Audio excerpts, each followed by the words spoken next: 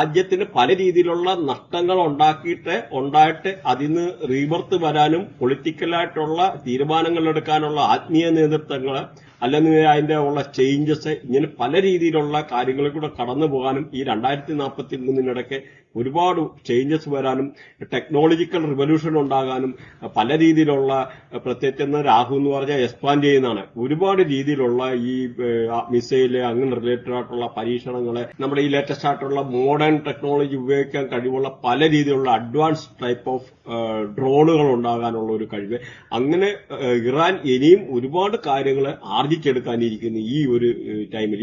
അതിന്റെ എല്ലാം ഒരു തുടക്കം മാത്രമാണിത്.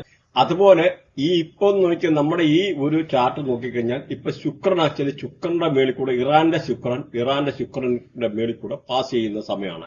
അവിടെ ഒരുപാട് നാശനഷ്ടങ്ങൾ ഉണ്ടാകുന്നവരിലും ആ രാജ്യത്തിന് ഒരുപാട് പല രീതിയിൽ ഒരുപാട് പെട്രോളിയം പ്രൊഡക്ട്സ് അങ്ങനെയൊക്കെ ഉള്ള കാര്യങ്ങൾ സെല്ല് ചെയ്യാനും പ്രത്യേകിച്ച് നെപ്റ്റ്യൂൺ